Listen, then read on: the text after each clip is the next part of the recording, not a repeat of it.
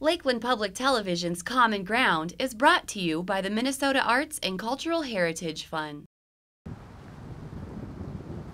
Yeah, it's beautiful out here. There's so much light out here, it's really nice. Just like the way that shadows are coming off that tree right there.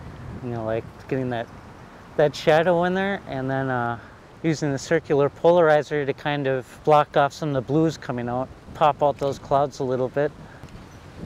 And then the lake right there, the horizon, if the subject is taller than it is wide, then using a portrait composition, such as that tree right there. And if I want to get into landscape mode, getting down a little bit, that's the nice thing about doing photography too, you know, you can get a different view on stuff. Don't be afraid to lay down on the ground, get some of that grass as part of the foreground element, or just being silly, you know, just who knows what you'll come up with if you just shoot from the chest, you know. Sometimes you get the horizon off a little bit, and you can always bring in a Photoshop or something and change it up, or GIMP, which is a free program. But I always say that the best shots should come out of the camera like you want them to be.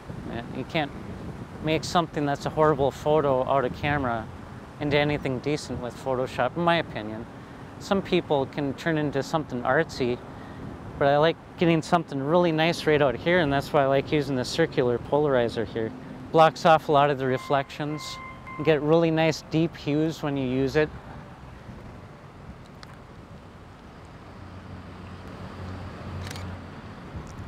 One of the nice things to do actually is to go out and not have your camera with.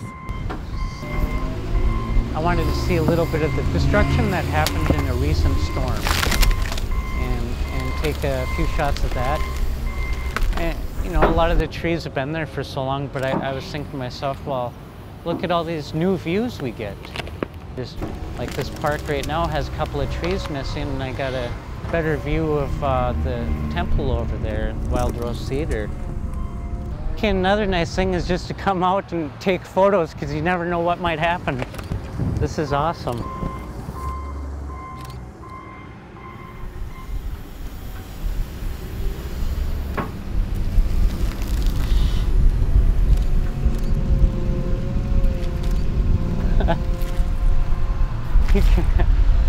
That's great.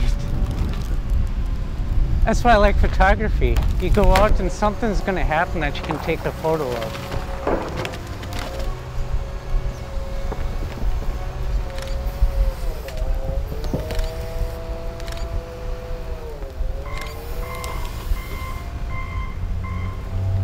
I gotta get a nice shot of this down here.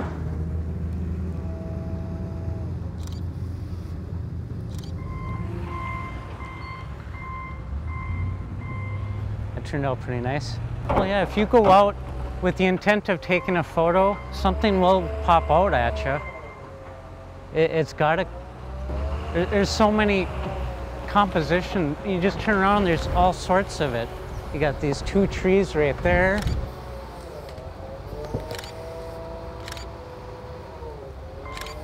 This Bemidji is really beautiful. I mean, there's so many photographic opportunities around here. It's beautiful.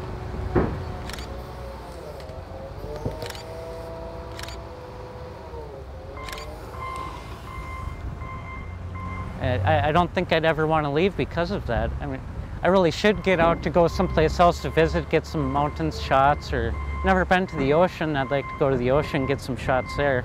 Since I'm an early person, so I get up early in the morning. I like to catch different sunrises. Some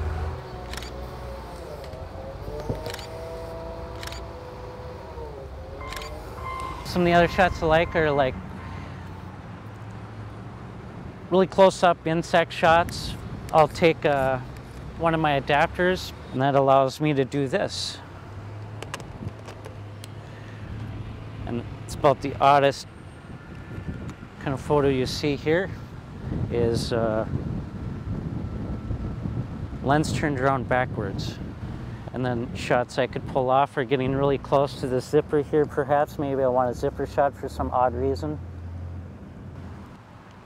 and get pretty close to it. I don't know how well you can see down there. You can get a really close shot of the zipper or something. Insects are obviously harder. They don't stay in place like the zipper did. But when you can get a really nice shot of it, it really makes me happy.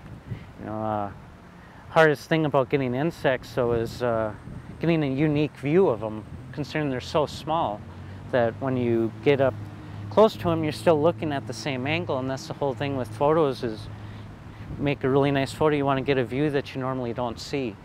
That's why you just don't want to get a picture of a tree like that. Nice thing would be to get a really down low one like this, you know, you could get up and see the branches up there, get the sun coming up. How that sun is right now, I could come over and walk up until I'm in the shade, find a nice branch to cover up the sun with. I usually switch it to aperture f16. F16 will allow me to get a nice star shape coming out of the sun. If I can hit the branch right away. If that turned out. Yep, and then get a nice little star shape at f16. Those are some of my favorite shots too, especially with portraits. Here are some of the better photos I've taken. I was going to work when I noticed that it was overly foggy everywhere. So I decided to take a cruise down to Cameron Park in Bemidji. When I got down to Cameron Park, there's a tree at the end over by the beach. And I got it enshrouded with fog. It looked so beautiful, and it was such a constrictive feeling fog that I wanted to have the branches of the tree actually touch the edges of the frame, which a lot of people will say is a no-no, but I have artistic license. I wanted to have that. So it's one of my favorite photos, actually. It has nice leading lines up to it, the cement curb going up towards the tree. It's got a little fence in the background, but it's such heavy fog. It was so beautiful. I'm glad I was there. I've never really been afraid of bees. I find that a person who swats at bees is the one who gets stung. Trees don't swat at bees, and bees land on trees and they don't try to sting the tree, so I feel like I should be a tree. But I've always liked bees, and so I try to get shots of up-close bees. And when you're reversing a lens, you're getting within millimeters of these insects, and generally people would be afraid of doing that with a bee. Well, this shot of a bee, while it's in flight, I tried to make it look more like a painting, so I did a slower shutter speed, enough for its wings to be blurred like you see. I just wanted to have one of an actual bee flying around a flower. I'm not sure what kind of flower it is. It might be a clover for all I know. As I take more photos, if I don't know what the photo is, I always go online. There's a few different websites where you can submit photos, like Bug Guide, and there's a couple other ones for flowers and stuff that will ID it for you.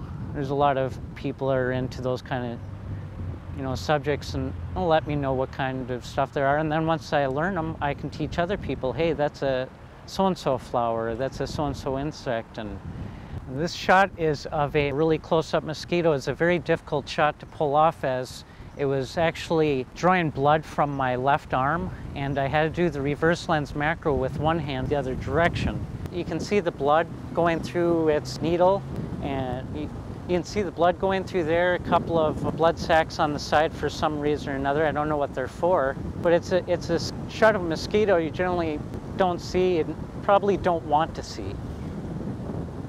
One of the neat photos that I found was actually taken when I got lost. Buddy and I were driving around, and I was trying to show him my uncle's old paper route out by Solway.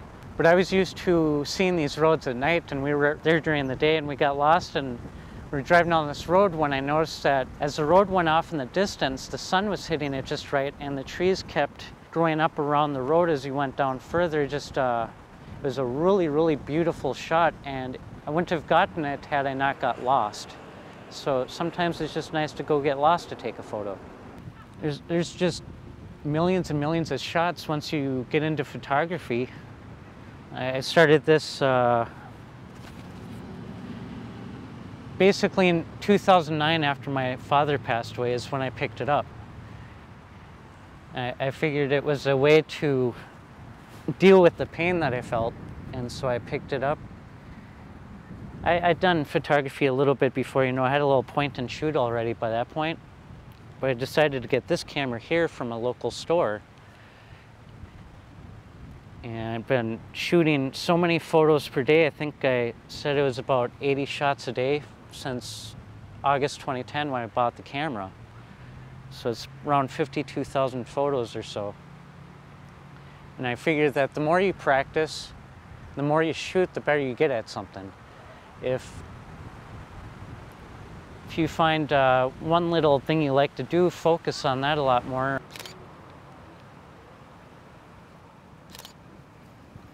If you want to learn photography, the best way to learn photography is to pick up a camera and go take photos.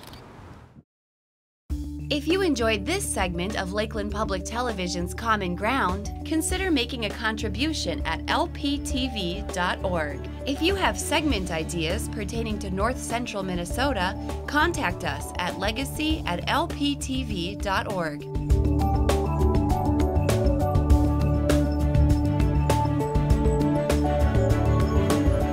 Common Ground is funded by the Minnesota Arts and Cultural Heritage Fund by the vote of the people on November 4th, 2008.